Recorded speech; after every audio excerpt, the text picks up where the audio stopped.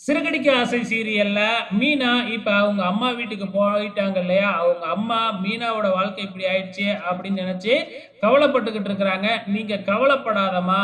அவராலலாம் என்னைய விட்டுட்டு இருக்க முடியாது. கூடிய சீக்கிரம் அவரே வந்து என்னைய அழைச்சுக்கிட்டு போயிடுவாரு அப்படின்னு சொல்லிக்கிட்டு இருக்கிறாங்க. நான் இங்க வந்திருக்கிற விஷயத்த சீதா கிட்ட சொல்ல வேணாம் அப்படின்னு மீனா சொல்லிடுறாங்க.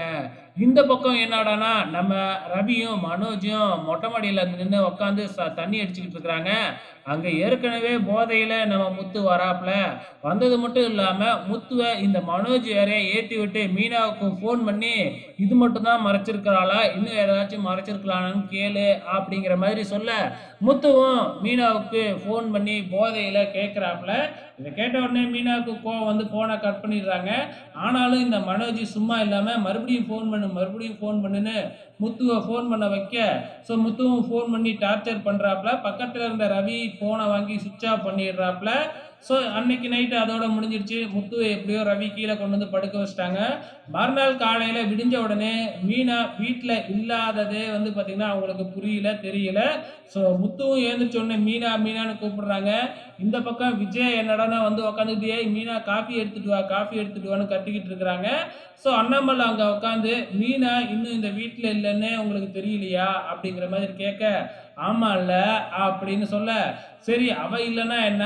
ஏய் ரோகிணி நீ போய் எல்லாத்துக்கும் காஃபி போட்டு எடுத்துக்கிட்டு வா" அப்படின்னு சொன்ன உடனே, ரோகிணியும் வேண்டா வெறுப்பா போய் காப்பிய போட்டுக்கிட்டு வந்து குடுக்குறாங்க.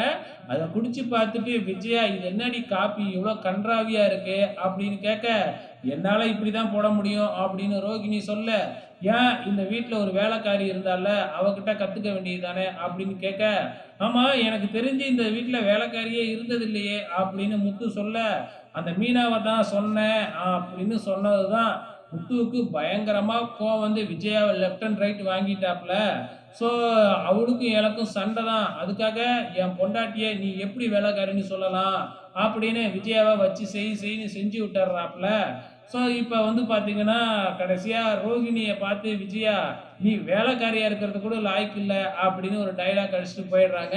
இதோட இன்னி எபிசோடு முடிஞ்சிருச்சுங்க. வெயிட் பண்ணி பார்க்கலாம் நாளைக்கு என்ன நடக்க போகுதுன்னு.